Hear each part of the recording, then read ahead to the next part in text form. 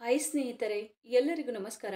ಎಲ್ಲರೂ ಚೆನ್ನಾಗಿದ್ದೀರಾ ಅಂತ ಭಾವಿಸ್ತೇನೆ. ಬನ್ನಿ ಇವತ್ತಿನ ಪ್ರೊಫೈಲ್ ಬಗ್ಗೆ ನೋಡೋಣ.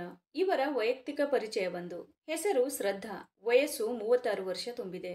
ಊರು ಬೆಳಗಾವಿ, ಸ್ಥಿತಿ ವಿಧವೆ, ಹೃದಯಾಘಾತದಿಂದ 6 ವರ್ಷಗಳ ಹಿಂದೆ ನಿಧನರಾಗಿದ್ದಾರೆ.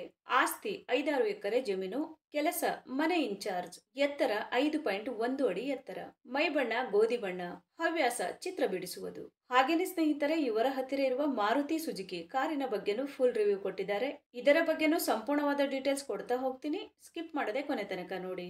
ಮನಸ್ಸಿನ ಮಾತುಗಳು. ಶ್ರದ್ಧಾ ಶ್ರೀಮಂತ ಮನೆಯ ಹೆಣ್ಣು. ಮನಸ್ಸಿನಲ್ಲಿ ಅಹಂಕಾರವಿಲ್ಲ. ಬಾಳಲ್ಲಿ ಹಣವಿದೆ, ನೆಮ್ಮದಿ ಇದೆ. ಆದರೆ ಜೊತೆಯಲ್ಲಿ ಮಾತು ಹಂಚಿಕೊಳ್ಳುವವನು ಇಲ್ಲ. ಅವಳು ವಿಧವೆ, ಮರುಬಾಳಿಗಾಗಿ ಹಾತೊರೆಯುತ್ತಿದ್ದಾಳೆ. ಜೀವನ ಜಿಗುಪ್ಸೆ ಬರುವುದಕ್ಕಿಂತ ಮುಂಚೆ ಹೊಸ ಬಾಳಿಗೆ ಕಾಲಿಡಬೇಕು. ದೇಹ ಅಂದವಾಗಿ ಚಂದವಾಗಿ ಇದ್ದರೂ ಏನು ಬಂತು? ಸುಖ ನೋಡದ ಶರೀರ ನಸ್ವರಕ್ಕೆ ಸಮ. ಸ್ವಭಾವ ಇಷ್ಟ ಆದಲ್ಲಿ ಬೇಗ ಕಮೆಂಟ್ ಮಾಡಿ ತಿಳಿಸಿ. ವರನಲ್ಲಿ ಇರಬೇಕಾದ ಗುಣಗಳು. ಹಣ ನನ್ನಲ್ಲಿ ಇದೆ, ನೀವು ಮನಸ್ಸು ಪೂರ್ತಿ ಪ್ರೀತಿ ನೀಡಿ ಸಾಕು.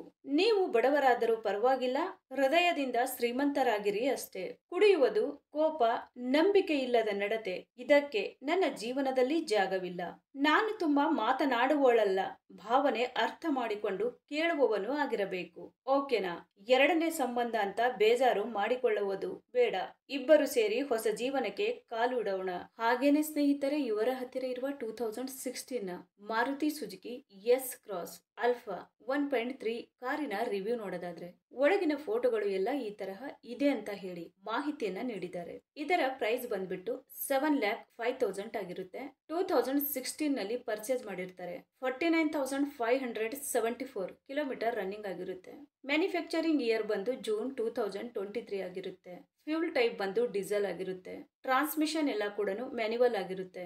ನಂಬರ್ ಆಫ್ ಓನರ್ ನೋಡೋದಾದ್ರೆ ಫಸ್ಟ್ ಓನರ್ ಆಗಿರ್ತಾರೆ.